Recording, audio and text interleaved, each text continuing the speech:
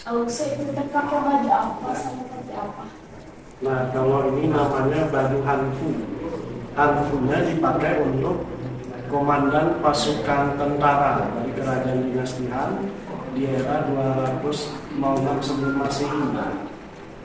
Kalau untuk komandan pasukan, baju itu hanfunya tidak perlu lengan panjang, tapi cukup dengan lengan pendek seperti ini, dengan bawahannya memang modelnya seperti ini, bukan berarti salah posisi, supaya memudahkan seorang komandan atau pemimpin pasukan kerajaan untuk cepat berlari atau cepat berjalan untuk melaporkan suasana medan perang kepada seorang jenderal yang ada di istana kerajaan. Itu fungsinya. Kalau itu baju itu dipakai buat apa?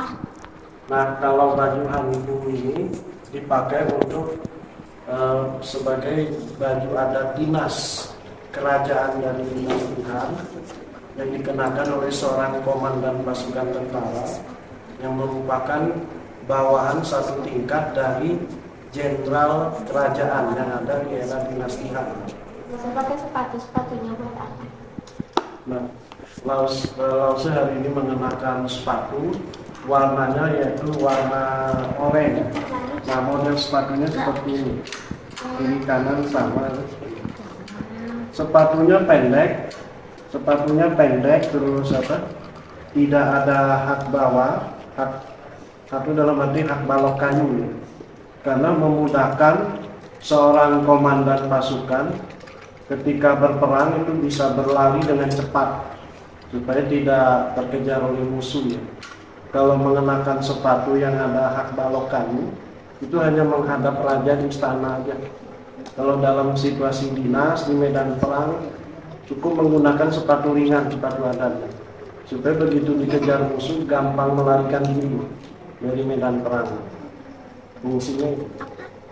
Kalau saya itu bawa kipas apa? Nah, kalau ini namanya kipas lambang kepemimpinan seorang komandan perang atau komandan pasukan tentara di era dinasti Han. Nah, untuk di kipas ini kita ada 2 ekor naga.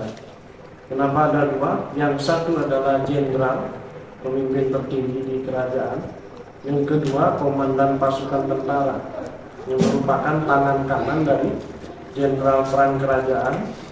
Nah, di antara 2 ekor naga ini ada bola api. Bola api itu maksudnya apa? Sebuah kemenangan. Jadi ketika jenderal dengan komandan pasukan tentara itu bersatu sejalan melewati medan perang, maka mereka kan memperoleh bola api atau kemenangan yang luar biasa untuk dilaporkan ke raja dari dinasti Han tersebut. Ini Lause bawa pedang apa itu? Nah, ini namanya pedang, ini disebutnya Sang Pang Pao Jian. Kalau dalam era kerajaan dinasti Han, Sang Pang Pao Jian artinya pedang pusaka yang diberikan oleh seorang raja kepada jenderal dan komandan pasukan. Kalau ini pedangnya pedang mati, tapi bisa dilepas. Pedang itu bisa dikeluarkan dari sarungnya. Nah, karena ini pedang kebudayaan, itu diraba gini tidak tajam, tidak apa-apa ya.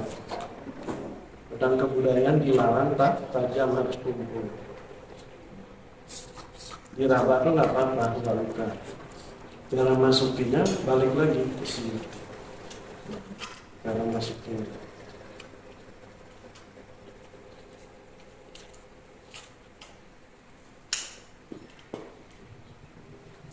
Gampang-gampang susah, tapi ini luar biasa. Langsung kita buka apa? Nah, kalau ini adalah buku kitab perang dari Jenderal Besar Quan Tong.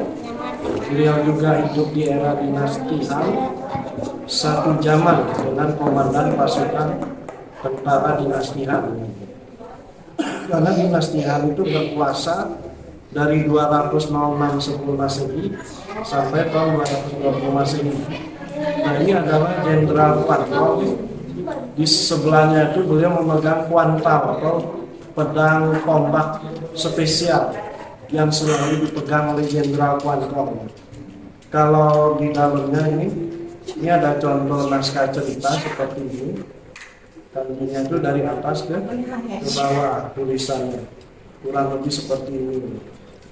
Nah, kalau di sini ini ada gambar Jenderal Kwan Kong, terus di sebelah sini ada Jenderal Chang Fei. Jenderal Chang Fei itu adiknya Jenderal Kwan Kong. Sebelahnya lagi itu adalah Jenderal Kwan Hin, putra pertama dari Jenderal Besar Kwan Kong. Semuanya hidup di era zaman dinasti Han, dan kitab perang dari seorang Jenderal Besar Kwan Kong ini selalu dikenang oleh orang-orang Tiongkok sampai era zaman sekarang. Sama dengan kitab perang Sun Tzu atau Sun Tzu Pingpa. Kalau kita pernah baca bukunya kitab perang Sun Tzu, itu sama dengan Jenderal Besar Kwan Kong. Jadi dua jenderal besar ini kitab perangnya dipakai sebagai dasar hukum peperangan di negara Tiongkok. Kurang lebih seperti itu.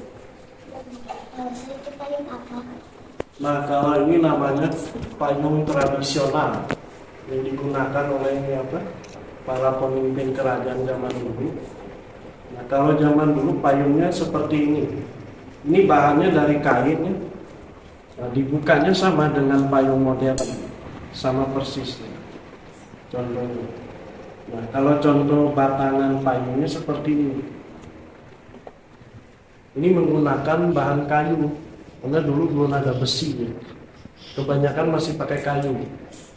Kalau warna hijau, karena dulu Jenderal Kwan Kong kalau memimpin perang langsung di lapangan, di medan tempur, beliau selalu menggunakan jubah kap pelengkap warnanya hijau.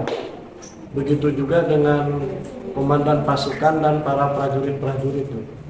Kenapa hijau? Supaya kalau menyelinap hutan itu musuh itu susah ngebedain yang mana tumbuh-tumbuhan, yang mana orang. Fungsinya itu juga. Kurang lebih seperti itu penjelasannya. Marilah kita menyanyikan lagu Mandarin spesial anak-anak khusus menjelang Imlek, judulnya Singin Hao. Artinya tahun baru Imlek. 1, 2, 3. 新年好啊，新年好啊，祝福大家新年好。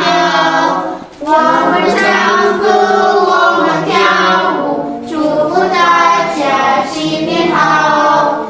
新年好啊，新年好啊，祝福大家新年好。